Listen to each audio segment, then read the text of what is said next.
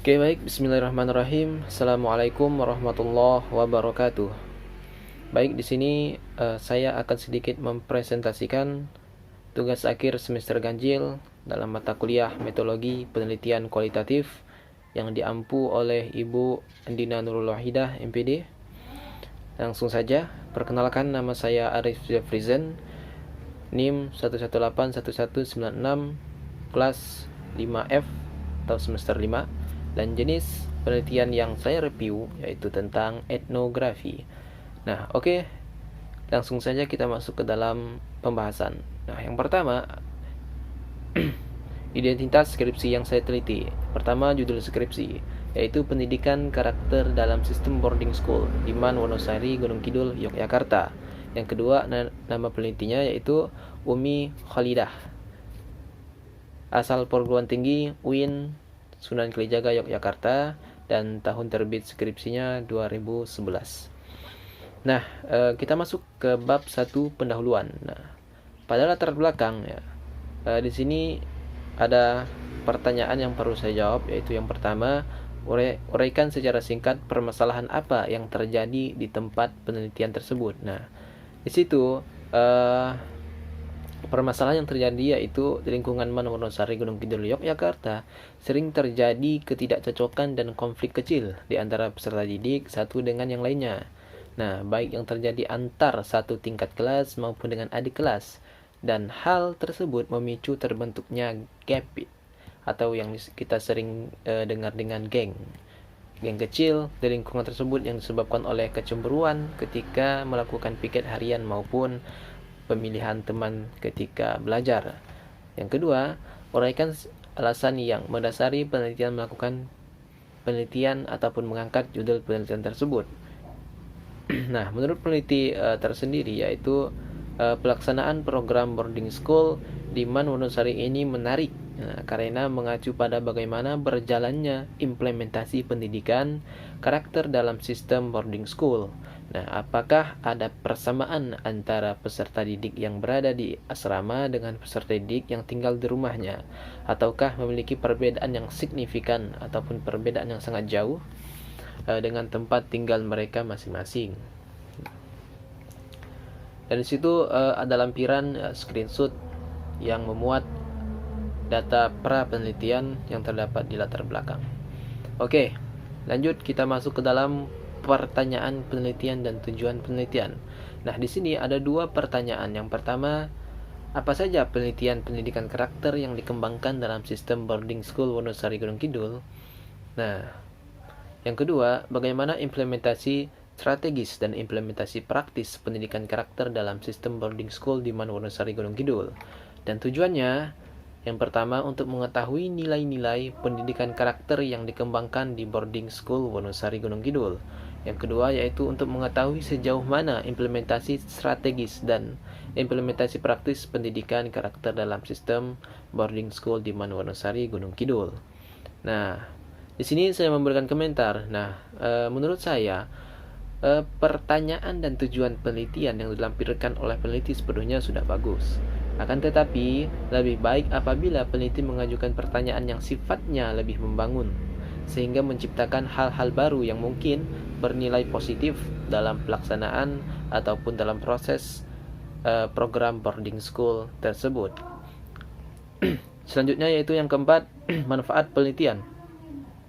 Nah, manfaat pertama itu manfaat bagi dunia pendidikan. Nah, uraian manfaat tersebut menambah dan memperkaya khazanah keilmuan dalam dunia pendidikan, khususnya tentang implementasi nilai-nilai pendidikan karakter.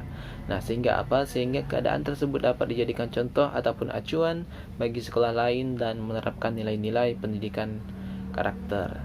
Yang kedua, manfaat bagi lembaga pendidikan. Lalu melalui penelitian ini diharapkan dapat memberikan gambaran tentang bagaimana sebuah sekolah menerapkan program boarding school kepada peserta didik serta mengamalkan nilai-nilai pendidikan karakter, sehingga keadaan tersebut dapat dijadikan contoh ataupun acuan bagi sekolah lain dalam menerapkan nilai-nilai pendidikan karakter. Yang ketiga, manfaat bagi orang tua. Nah, untuk menambah wawasan dan cakrawala pengetahuan tambahan kepada para orang tua agar tidak sungkan untuk menyekolahkan anak mereka ke sekolah yang berbasis asrama. Nah, dikarenakan dalamnya terdapat banyak kelebihan dibandingkan dengan sekolah biasa, dan untuk menepiskan anggapan bahwa sekolah berasrama identik dengan kemahalan. Nah, di sini saya juga berkomentar, menurut saya manfaat dari penelitian ini sudah baik, akan tetapi akan lebih baik apabila manfaat dari penelitian ini lebih berfokus pada pembentukan karakter siswa itu sendiri, terutama dalam akhlak kepada sesama, akhlak kepada orang yang lebih tua, dan akhlak kepada orang yang lebih muda. Nah, sehingga dengan begitu akan menciptakan suatu keharmonisan dalam masyarakat sekolah, dan klimaksnya adalah keberhasilan tujuan pendidikan itu sendiri. Oke, baik. Selanjutnya kita masuk ke dalam bab 2, kajian pustaka. Nah, landasan teori kajian pustaka. Teori yang dikaji. Di sini ada 3 teori. Yang pertama, pendidikan karakter. Yang kedua, sistem boarding school. Yang ketiga, dua saja. Dan subteorinya pendidikan karakter tentang pengertian pendidikan karakter, pengertian pengertian pendidikan karakter, macam-macam pendidikan karakter. Dan untuk sistem boarding school sendiri yaitu pesantren sebagai pusat pendidikan agama Islam, pembagian pondok pesantren, dan pengertian boarding school. Peran program boarding school terhadap dunia pendidikan. Nah, di sini saya berkomentar bahwa landasan teori yang disajikan oleh peneliti sudah cukup, akan tetapi alangkah baiknya peneliti lebih mengkaji secara komprehensif ataupun secara lebih mendalam mengenai kenakalan remaja pada saat itu. Nah, menambahkan materi tentang faktor-faktor penyebab kenakalan remaja dan cara mengatasinya, karena pendidikan karakter ditujukan kepada remaja yang sangat rentan terhadap arus globalisasi. Nah, remaja memiliki sifat yang labil. Mereka akan cenderung mengikuti budaya negatif tanpa menyaring ataupun memfilter terlebih dahulu, apalagi pengaruh pengeluaran sangat fatal apabila dibiarkan saja. Nah, disitulah peran pendidikan karakter sebagai filter untuk budaya asing yang masuk ke dalam kehidupan remaja. Yang keenam yaitu kajian penelitian terdahulu ataupun kajian penelitian yang relevan. Nah, penelitian dan tulisan-tulisan tentang implementasi pendidikan karakter sebenarnya sudah banyak, tetapi belum ditemui yang ada kaitannya dengan pendidikan karakter dalam sistem boarding school di mana Wonosari. Nah, setidaknya ada 3 skripsi yang sedikit mempunyai hubungan dengan skripsi yang dibuat oleh peneliti. Yang pertama adalah skripsi yang ditulis oleh Hani Rihana, mahasiswa Fakultas Tarbiyah dan Keguruan UIN Sunan Kalijaga tahun 2007 dengan judul Pendidikan Karakter dalam Novel Laskar Pelangi karya Andrea Hirata, Perspektif Pendidikan Agama Islam. Yang kedua yaitu oleh Chamit Ngabullah, mahasiswa Fakultas Tarbiyah UIN Sunan Kalijaga tahun 2008 dengan judul Metode Pembiasaan dalam Upaya Pembentukan Karakter Islam Anak di TKIT, peneliti Hati Muntilan Manggelang. Nah, yang ketiga skripsi yang ditulis oleh Siti Husniati Sururiyah, mahasiswa Fakultas Tarbiyah UIN Sunan Kalijaga tahun 2009 dengan judul Implementasi Konsep Sekolah Model Pembelajaran PAI dalam mewujudkan wawasan pendidikan budi pekerti di SMAN 7 Purworejo. Nah, itu tadi sedikit ataupun kajian terdahulu yang relevan. Oke, baik, di sini kita lanjutkan. Nah, dari kajian pustaka ataupun kajian terdahulu penelitian yang relevan, saya juga memberikan komentar. Menurut saya, dari ketiga skripsi yang disajikan di atas berfokus pada pendidikan karakter budi pekerti. Nah, terutama dalam proses implementasinya dalam masyarakat maupun keluarga. Nah, penting saya sampaikan bahwa pendidikan karakter saat ini begitu sangat diperlukan karena melihat berbagai tindakan yang kurang bermoral yang sering orang-orang lakukan. Bahkan, anak-anak sudah berani untuk berbuat kriminalitas. Contoh seperti bullying. Nah, tetapi akan lebih baik peneliti melampirkan skripsi yang berfokus pada kenakalan remaja dan cara mengatasinya, karena saya kira itu menjadi modal utama bagi pendidik dalam meminimalisir bahkan menghentikan kriminalitas yang terjadi pada pergaulan remaja baik di sekolah maupun masyarakat. Next, yaitu bab 3, metode penelitian. Di sini pendekatan dan jenis penelitian. Pendekatan penelitian kualitatif, jenis penelitian etnografi. Nah, di sini saya juga memberikan sedikit komentar ya. Dan saya kira seharusnya itu kebalik ya. Bukan, itu di skripsi peneliti itu kebalik. Di sana beliau menjelaskan bahwa pendekatan pendidikan itu etnografi, sedangkan jenis penelitiannya kualitatif. Jadi saya kira itu kebalik lah gitu. Seharusnya pendekatan penelitiannya itu kualitatif, jenis penelitiannya etnografi. Next, 8, tempat dan waktu penelitian. Tempat penelitian di Man Wonosari Gunung Kidul Yogyakarta. Waktu penelitian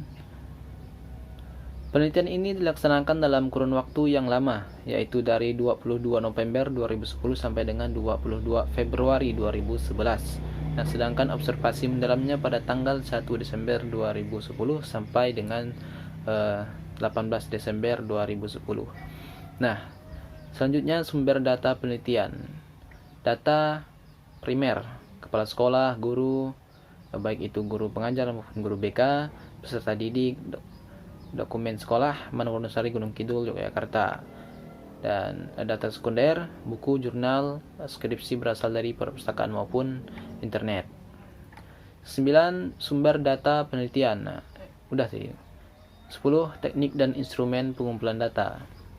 Sini tekniknya ada 3 pengumpulan data, yaitu observasi, wawancara, dan dokumentasi. Sedangkan instrumen pengumpulan datanya observasi, lembar observasi, checklist untuk wawancara, pedoman wawancara, dokumentasi, dokumen, dan foto. Dan selanjutnya teknik pemeriksaan keabsahan data. Di sini peneliti menggunakan ada 2 teknik, yaitu check and recheck, check recheck ya. Dalam hal ini dilakukan dengan pengulangan kembali terhadap informasi yang diperoleh. Yang kedua, cross checking. Nah, dalam hal ini dilakukan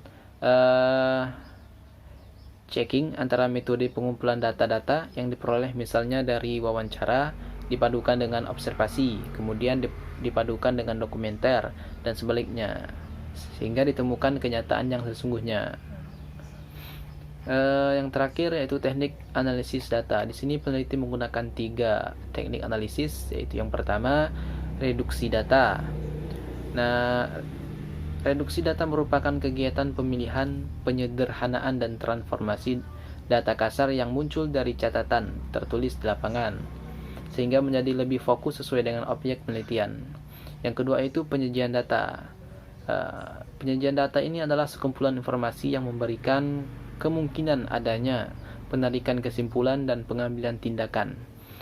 Dan yang terakhir yaitu penarikan kesimpulan.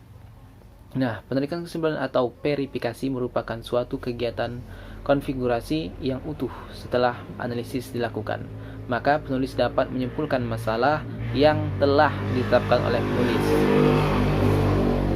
Nah, dari hasil pengolahan dan penganalisan data ini kemudian diberi interpretasi terhadap masalah yang akhirnya digunakan oleh penulis sebagai dasar untuk menarik kesimpulan. Oke. Di sini juga ada komentar. Teknik analisis data yang disajikan oleh peneliti sudah baik. Nah, penelitian menggunakan teknik analisis data deskriptif yang merupakan metode penelitian yang berusaha menggambarkan dan menginterpretasi objek dengan sesuai apa adanya. Nah, ini penting karena peneliti mengambil judul yang tergolong vital terhadap perkembangan remaja ke depannya. Nah, mengenai pendidikan karakter adalah salah satu pioner bangsa dalam mendorong remaja untuk lebih kreatif dan inovatif, karena mereka tidak akan sempat untuk melakukan hal negatif apabila dibiasakan dengan perilaku positif. Oke, baik, sekian dari saya, kurang lebihnya mohon maaf. Akhirul kalam, billahi taufiq wal hidayah. Assalamualaikum warahmatullahi wabarakatuh.